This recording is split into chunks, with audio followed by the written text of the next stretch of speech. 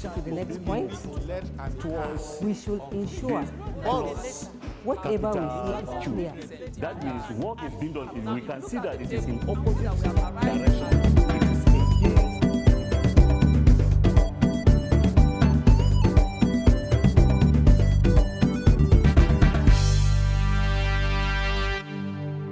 Good day, my wonderful students, listeners, and viewers at home. You are once again welcome to today's e-learning telecast that is sponsored by Kaduna State Government. I'm very sure you have been having a wonderful time and you have been learning a lot. Our today's subject is civic education, and our topic for today is HIV AIDS continuation. My name is Mr. Charles Dunia Nanat. And by the grace of God, our outline for today, we shall be looking at the following: effects of HIV and AIDS infection, ways people living with HIV AIDS are discriminated against, reasons why stigmatization of people living with HIV and AIDS should be discouraged. Now, before we go into today's topic properly, I'd like us to do a recap. Don't forget, earlier on in this series, my colleague had taught you HIV/AIDS, but there are still some things that we need to conclude in this topic. But before we conclude today, I would like to do a highlight so as to connect you with this topic properly. The full meaning of HIV and AIDS. HIV simply means human immune deficiency virus, while AIDS means acquired immune deficiency syndrome. HIV is a virus that attacks cells that help the body fight infection. It is a terminal disease, that is, it has no cure at the moment. It can only be managed till the day the person dies. The virus destroys the white blood cells that fight disease and infections. It makes a person more vulnerable to other infections and diseases. It was first discovered in 1981. So what the HIV virus does is that it destroys the white blood cells. Now, these white blood cells are like soldiers. They are called antibodies. They defend the body against diseases and infections. What the HIV virus does is that it destroys the white blood cells. It weakens the white blood cells, thus exposing the patient to a lot of diseases and infections. Now, don't forget that if these white blood cells are destroyed, the person falls sick and the person eventually dies. You should also remember that HIV is a terminal disease. It simply means that it has no cure at the moment. It can only be managed until the day the patient or the victim finally dies. Now, AIDS is the late stage of HIV infection that occurs when the body's immune system is badly damaged because of the virus. Now, when it gets to the AIDS stage, it simply means that the person is totally exposed to a lot of infections and diseases. It is called full-blown AIDS.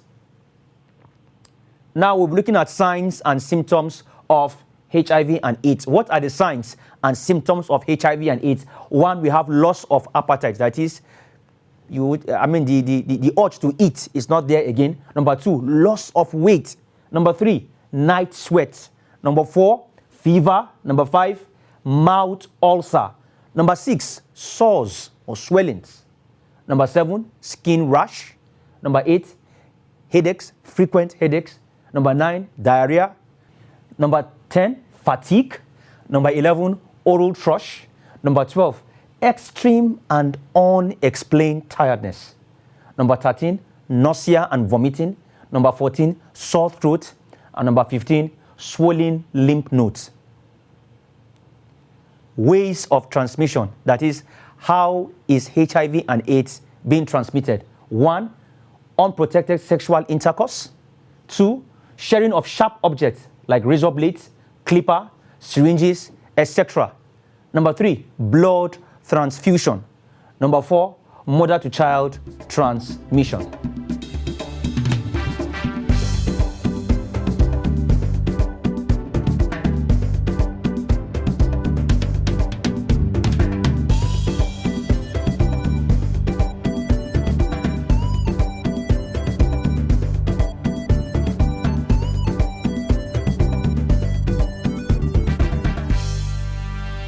Now we shall be looking at the effects of HIV and AIDS infection.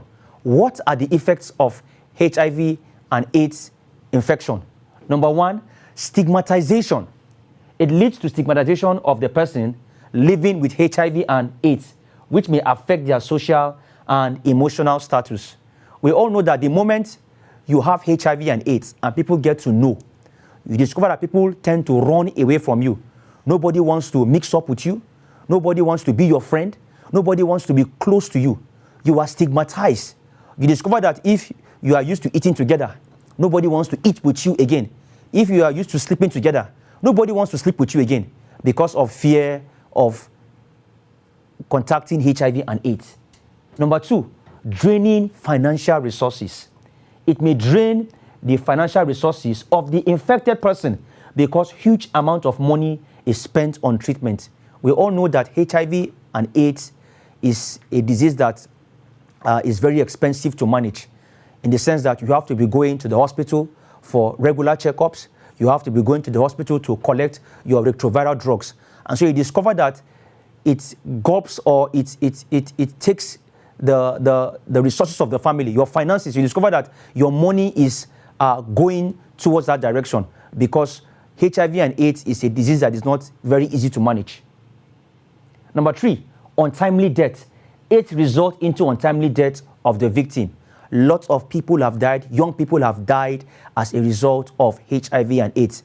Young men and women with great potentials have been wasted by this disease. Number four, it leads to broken homes, family, divorce, and separation.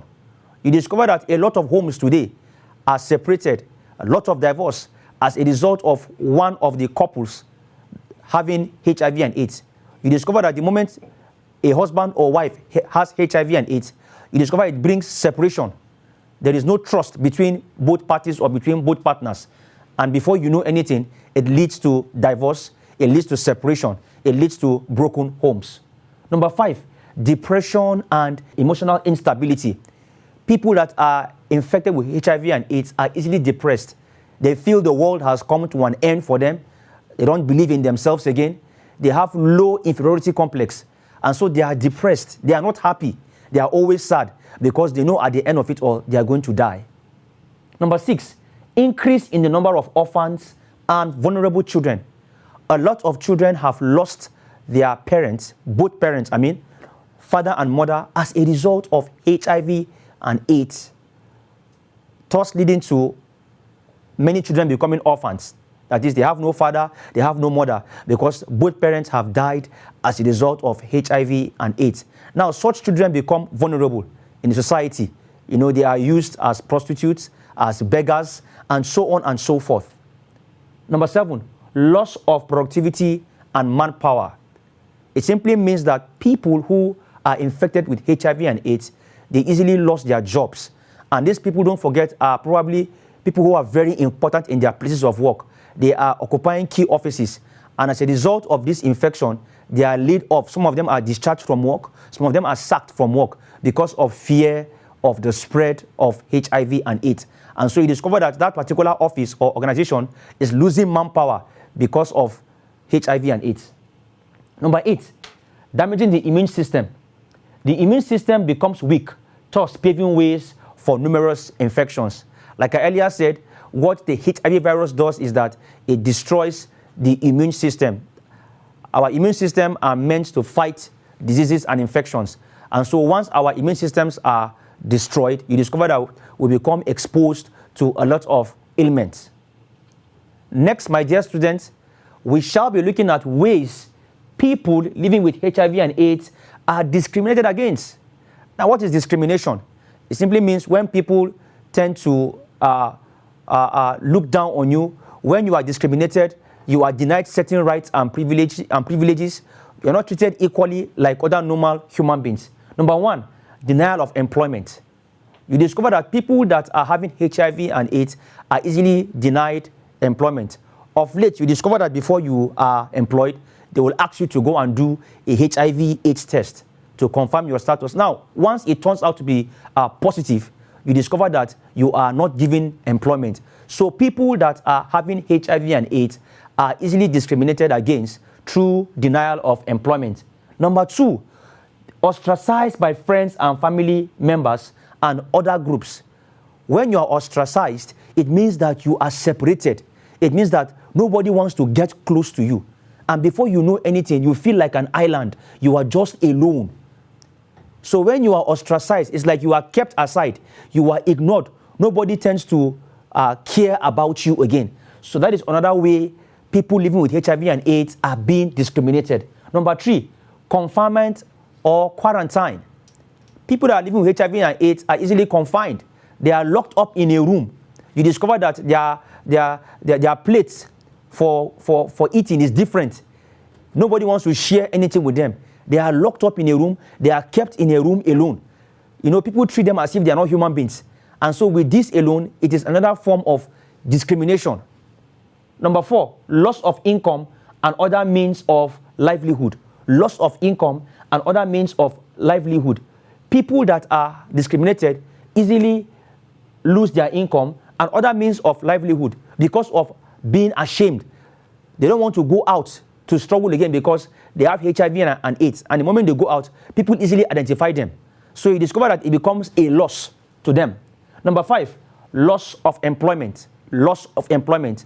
A lot of people that have HIV and AIDS have lost employment because of the issue of fear of spread of the disease. Nobody wants to get close to anyone who has HIV and AIDS in the office, and so they are easily retrenched or they easily lose their employment. Discrimination in the use of public utilities and facilities. For example, as students in the classroom, nobody wants to sit down with you in the class. No one wants to share seat or table with you because you have HIV and AIDS infection. When it comes to using public utilities like public toilets and so on and so forth, nobody wants to get close to you. The moment they know you have HIV and AIDS and they discover you have used something, nobody wants to use that same thing with you again because they believe the moment they do that, they are going to get infected. Number 7, denial of their fundamental human rights. They are denied of their fundamental human rights. Now, what are fundamental human rights? They are our God-given rights. These are rights that no one can take away from you. You discover that if you have HIV and AIDS, people don't want to listen to you. Nobody wants to hear you when you speak because people see you as being irrelevant and less important because you are HIV positive. Number 8, denial of opportunities in the society. They are denied opportunity in the society. Don't forget that these people that have HIV and AIDS, they are human beings. Some of them are very intelligent. Some of them are very useful.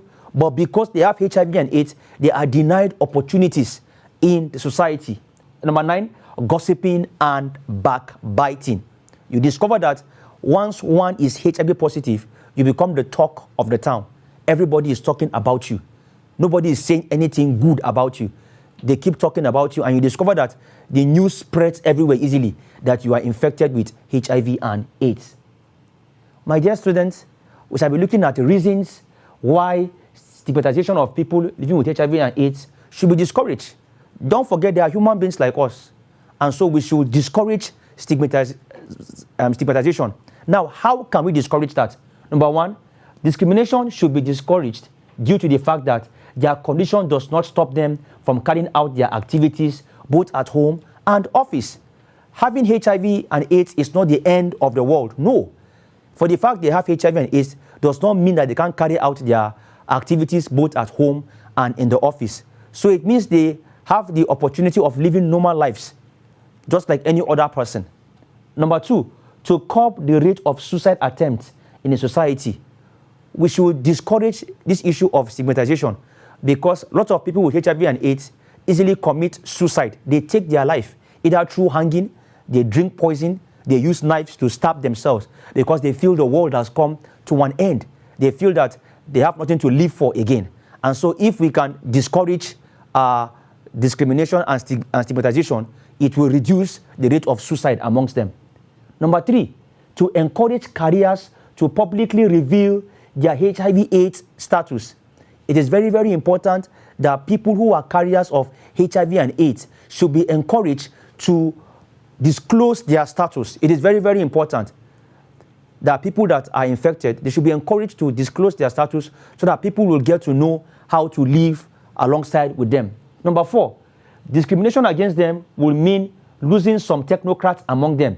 that are needed for the development of the nation. Like I earlier said, when we discriminate them, we are going to lose our good brains. We are going to lose those who are productive, those who are useful, those who are very, very important when it comes to the development of this country. And so we should discourage the issue of stigmatization so that we don't lose our best brains as a result of HIV and AIDS infection. Number 5, they can be used as volunteers for HIV/AIDS prevention campaigns in the society. Those who have HIV/AIDS can be used as volunteers so that people will know that indeed HIV/AIDS is real. So they can be useful as volunteers. They can be used by non-governmental organizations to go around schools, to go around other places to talk about HIV/AIDS and the reality of it.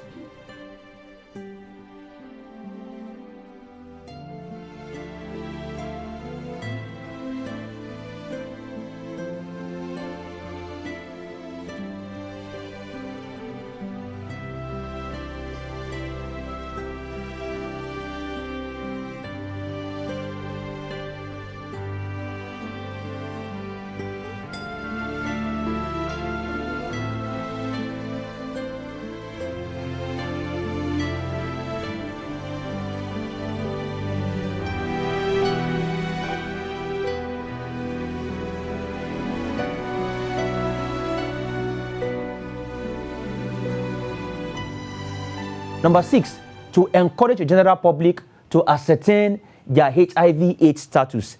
It simply means it is very, very important for you and I to go and know our HIV status. Don't assume that you are okay. It is very good that you go to the hospital, check yourself up, go and do a HIV/AIDS test. It is free of charge right now. When you go to the hospital, they do you the test free of charge. So it's very, very important that on a yearly basis that you go to the hospital and you know your HIV and AIDS status so that in case it is there, you can commence treatment on time. Number 7, anyone can find himself or herself in this condition and will not admire being treated badly. So it simply means that HIV and AIDS does not choose religion, it does not choose tribe, it does not choose age. It can come on anybody. So it simply means that we should be careful the way we treat people that have HIV and AIDS, because tomorrow you can fall a victim. For the fact that you don't have it today doesn't mean that tomorrow you cannot have it. So it simply means that we should respect those that have HIV and AIDS, we should love them, we should care for them, and we should try to be close to them and give them hope that it's not the end of the world in regards to that. Number 8, they need help and care. They need help and care. People that are HIV positive need help and care. They need us to talk to them, to be close to them, to love them, and assist them in any way we can. My dear students, we have come to the end of today's topic. But before we conclude, I'll briefly do a recap of today's lesson. 1, we looked at the meaning of HIV. We said it means human immune deficiency virus. And we look at the meaning of AIDS. It means acquired immune deficiency syndrome. We said HIV is a virus that attacks the cells that help the body to fight infection. It simply means that what the virus does is that it destroys or it weakens our immune system that is responsible for fighting against diseases and infections in our body. Now, don't forget that the moment our immune system is weakened and destroyed, we are exposed to a lot of diseases. AIDS is the late stage of HIV infection that occurs when the body's immune system is badly damaged because of the virus. So it simply means that when it gets to the stage of full-blown AIDS, it simply means that your immune system is destroyed totally and there is nothing that can be done about it. Signs and symptoms of HIV and AIDS: 1, loss of appetite; 2, loss of weight; 3, night sweat; 4, fever; 5, mouth ulcer; 6, sores and swellings; number 7, skin rash; 8, headaches; number 9, diarrhea; number 10, fatigue; number 11, oral thrush; number 12, extreme and unexplained tiredness; number 13, nausea and vomiting; number 14, sore throat; number 15, swollen lymph nodes. Ways of transmission: 1, unprotected sexual intercourse. 2, sharing of sharp objects like razor, blades, clipper, syringes, etc. Number 3, through blood transfusion. Number 4, mother-to-child transmission. Effects of HIV/AIDS infection. 1, stigmatization. It leads to stigmatization of the person living with HIV and AIDS, which may affect their social and emotional status. Number 2, draining financial resources. It may drain the financial resources of the infected person because huge amount of money is spent on treatment. Number 3, untimely death. AIDS result into untimely death of the victim. Number 4, it leads to broken homes, family, divorce, and separation. Number 5, depression and emotional instability. Number 6, increase in the number of orphans and vulnerable children. Number 7, loss of productivity and manpower. Number 8, damaging the immune system. The immune system becomes weak, thus paving ways for numerous infections. Ways people living with HIV and AIDS are discriminated against. 1, denial of employment. 2, ostracized by friends and family members or other groups. Number 3, confinement or quarantine. Number 4, loss of income and other means of livelihood. Number 5, loss of employment. Discrimination in the use of public utilities facilities. 7, denial of their fundamental human rights. Number 8, denial of opportunities in society. Number 9, gossiping or backbiting. Reasons why stigmatization of people living with HIV and AIDS should be discouraged. Why should it be discouraged? 1, discrimination should be discouraged due to the fact that their condition does not stop them from carrying out their activities both at home and office. 2, to curb the rate of suicide attempts in the society. Number 3, to encourage carriers to publicly reveal their HIV/AIDS status. Number 4, discrimination against them will mean losing some technocrats among them that are needed for the development of the nation. Number 5, they can be used as volunteers for HIV/AIDS prevention campaign in the society. Number 6, to encourage the general public to ascertain their HIV/AIDS status. Number 7, anyone can find himself or herself in this condition and will not admire being treated badly. Number 8, they need help and care. My dear students, we have come to the end of today's lessons, but before I end the lessons, I would like to leave you with this assignment. Number 1, mention 5 effects of HIV and AIDS. Number 2, highlight 5 ways people living with HIV and AIDS are discriminated. Number 3, how can we discourage stigmatization of people living with HIV and AIDS?